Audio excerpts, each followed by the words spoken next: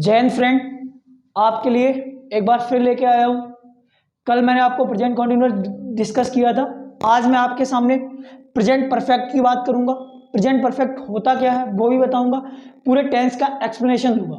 चलिए भाई, present perfect tense की बात कर लेते हैं। सबसे पहले प्रेजेंट परफेक्ट की बात कर लेते हैं। प्रेजेंट परफेक्ट टेंस, सबसे पहले हमें इस टेंस का मतलब पता होना चाहिए, है ना। ये टेंस होता क्या है। अगर इस टेंस की बात कर ली जाए तो प्रेजेंट मतलब जब भी प्रेजेंट टेंस पढ़ा रहा हूँ, अभी लगातार 2 दिन से प्रेजेंट इंडेफिनिट पढ़ाया, फिर प्रेजेंट कॉन्टिन्यूअस पढ़ाया, आज प्रेजेंट परफेक्ट लेके आया हूँ आपके सामने। बात करते हैं सीधा। प्रेजेंट मतलब होता है बेटा वर्तमान, और परफेक्ट का मतलब होता है जो चीज़ माहिर हो, एक्सपर्ट हो, है ना, माहिर हो, बोल सकते हैं माहिर। और टेंस मतलब होता है काल। परफेक्ट का मतलब होता है कंप्लीशन। जब भी टेंस का कंप्लीशन दिखाया जाए और टेंस पूरा खत्म हो जाए, है ना, कोई कार्य हो वो कैसा हो, कंप्लीटली हो। जब वो कंप्लीटली हो जाएगा तो हमारा प्रेजेंट परफेक्ट टेंस में चला जाएगा। आते हैं, बात करते हैं सबसे पहले पहचान की। पहचान लिखते हैं, आइए पहचान बताएंगे सबसे पहले, है ना। पहचान क्या होती है, पहचान देख लो भाई। अगर पहचान की बात कर ली जाए तो पहचान बेटा हमारी होती है जिन हिंदी वाक्यों के, जिन हिंदी वाक्यों के अंत में चुका है, चुकी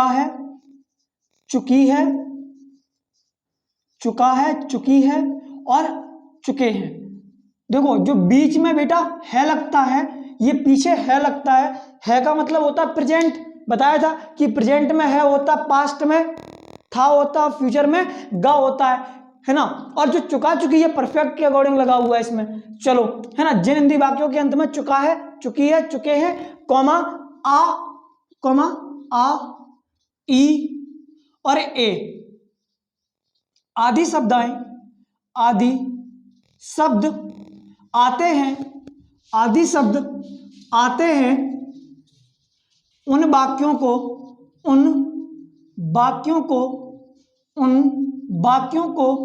हम क्या कहते हैं, प्रेजेंट परफेक्ट टेंस कहते हैं। प्रेजेंट परफेक्ट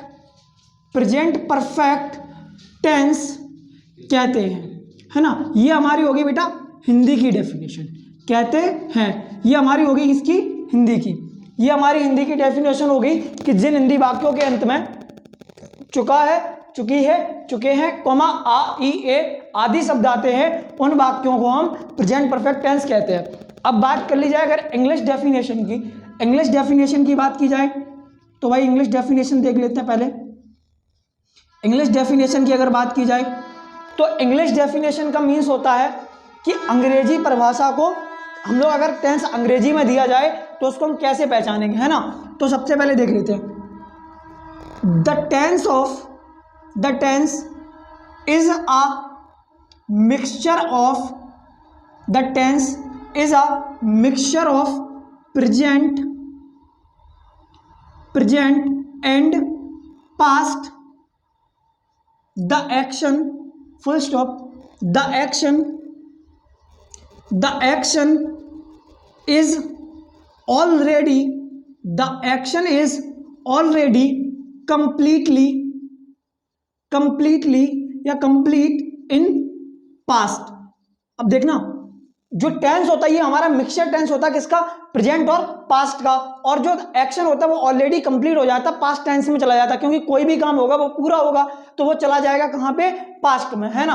अब इसके बाद एग्जांपल देख लेते हैं, जैसे खा चुका हूं, है ना, खा चुका हूं, और पढ़ चुका हूं, है ना, पढ़ चुका हूं और पढ़ चुका हूं, टहल चुका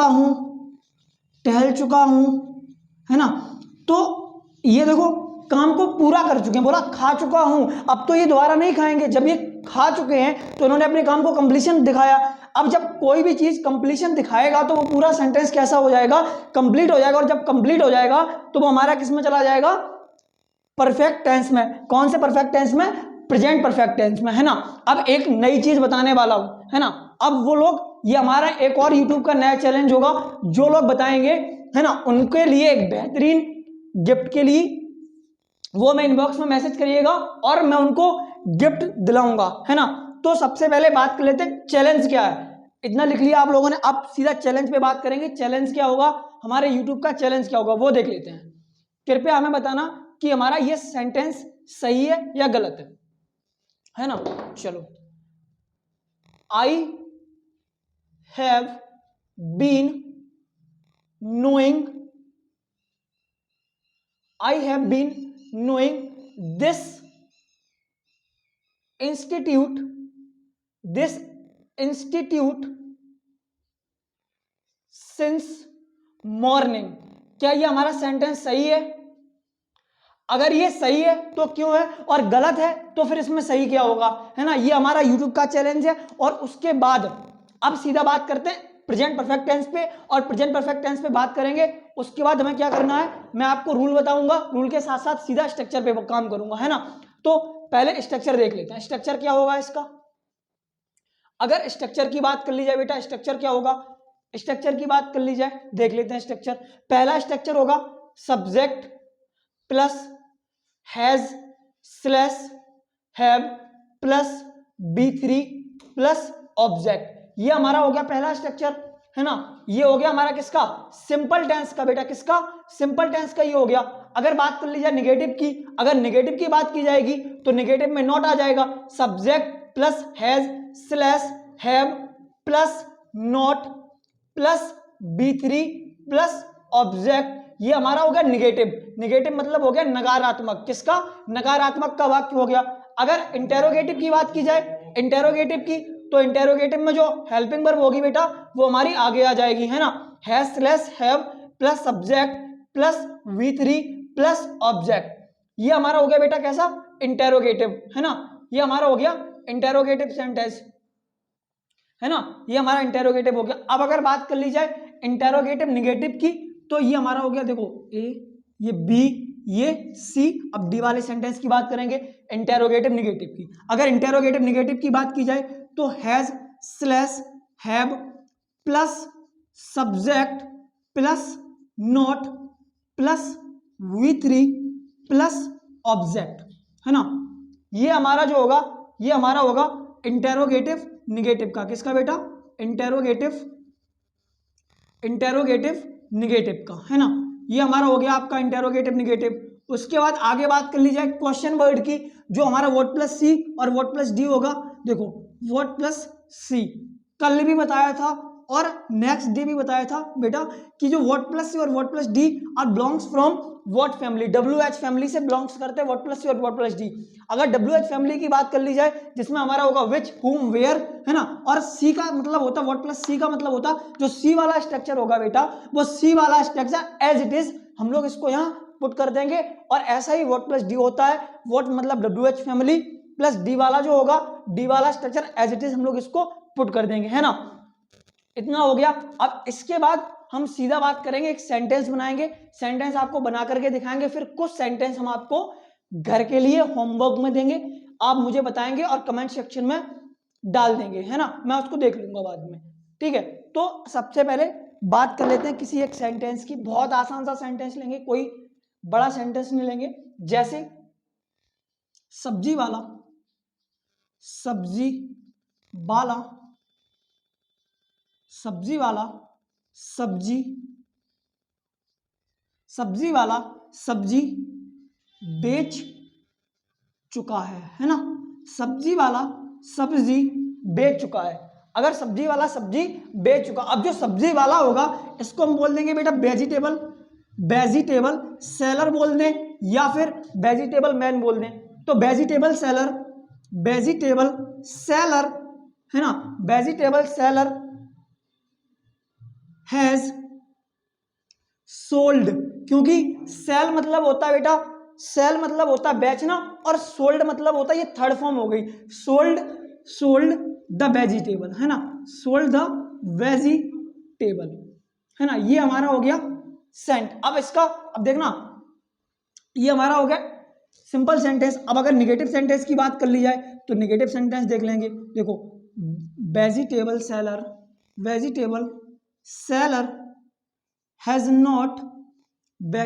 seller has not sold the vegetable, है ना, vegetable seller has not sold the vegetable, फिर उसके बाद has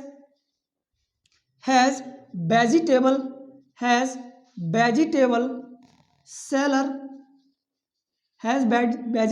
seller sold the vegetable, है ना, उसके बाद हमारा होगा has vegetable seller sold the vegetable, फिर उसके बाद होगा interrogative negative has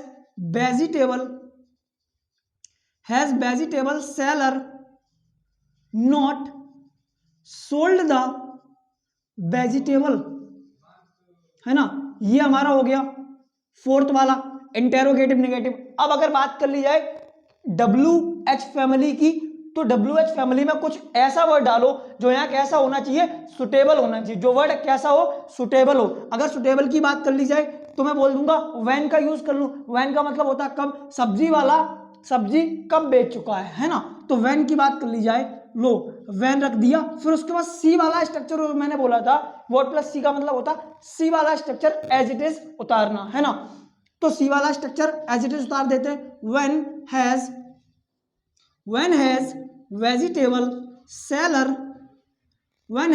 vegetable seller sold the vegetable, है ना, ये हमारा हो गया question word double interrogative.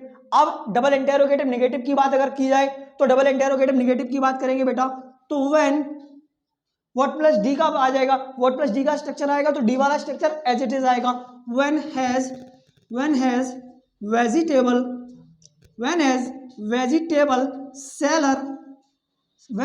vegetable seller not sold the vegetable, है ना, और जितने भी क्वेश्चन मार्क्स हैं, जितने भी क्वेश्चन वर्ड सेंटेंस, इनके सबके लास्ट में हम लोग क्वेश्चन वर्ड को पुट कर देते हैं, है ना। अब इसका मतलब बता देते हो पहले सेंटेंस का, वेजिटेबल सेलर है सोल्ड द वेजिटेबल, सब्जी वाला सब्जी बेच चुका है। दूसरे का मतलब है सब्जी वाला सब्जी नहीं बेच चुका है। तीसरे का मतलब है क्या सब्जी वाला सब्जी बेच चुका है, क्या सब्जी वाला सब्जी नहीं बेच चुका है। पांचवा सेंटेंस, सब्जी वाला सब्जी कब बेच चुका है और सब्जी वाला सब्जी कब नहीं बेच चुका है ना। तो ये हमारे जो है बेटा एक के 6 सेंटेंस बनते हैं, एक टेंस के 6 वाक्य बनते हैं, आपको दिखा दिया इस तरीके से बनाए जाते हैं। अब मैं आपको एक लास्ट चीज बताने वाला हूं इस टॉपिक का कि हैज और हैव कहां कहां यूज करते हैं, क्या इनका मतलब है, वो भी आपको अभी बता देता हूं, है ना। चलिए सबसे पहले उसी पे देखते हैं कहां से बनेगा, आइए उसी पे बात करेंगे।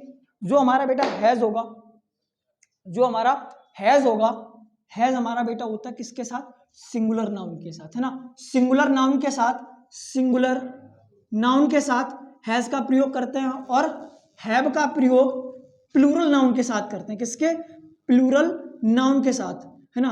बेटा जो हमारी ये कंटेंट है ये बिल्कुल जीरो से स्टार्ट है, जीरो से हम लोग आपको देंगे और ये मैं वादा करता हूं आपको कि जीरो से हीरो तक के सफर तक मैं आपके साथ हमेशा खड़ा रहूंगा। और बहुत लो लेवल का कंटेंट है, आगे भी बहुत अच्छा कंटेंट दूंगा। अभी ये टेंस बिल्कुल स्टार्टिंग से जीरो से है, उसके बाद और अच्छे तरीके से टेंस को लेके आऊंगा। तो हैज हमारा होता है सिंगुलर नाउन के साथ, और अब हैज सिंगुलर नाउन के साथ प्लस हम लोग कहां कहां यूज करते हैं इसको, देखो थर्ड पर्सन में भी इसको यूज करते हैं। एक्सेप्शनल जो केस होता है दे को छोड़ करके, एक्सेप्शनल केस होता है सिर्फ किसको छोड़ के, एक्सेप्शनल केस वो एक केस है जिसको हम लोग छोड़ देते हैं, दे को छोड़ के, है ना। बाकी का सिंगुलर नाउन में थर्ड पर्सन में भी यूज कर लेते हैं और प्लूरल नाउन में फर्स्ट पर्सन, देखो first person and second person के साथ, first person and second person के साथ हम लोग हैव का प्रयोग करते हैं, है ना। तो इस तरीके से ये हमारी वीडियो थी। अगर आपको हमारी ये वीडियो अच्छी लगी हो तो कृपया हमारे चैनल को सब्सक्राइब करें, लाइक करें, कमेंट करें और आगे हमारे व्यूज को बढ़ाते रहिए और मैं आपके साथ हमेशा खड़ा रहूंगा। Thank you class, thank you, have a nice day.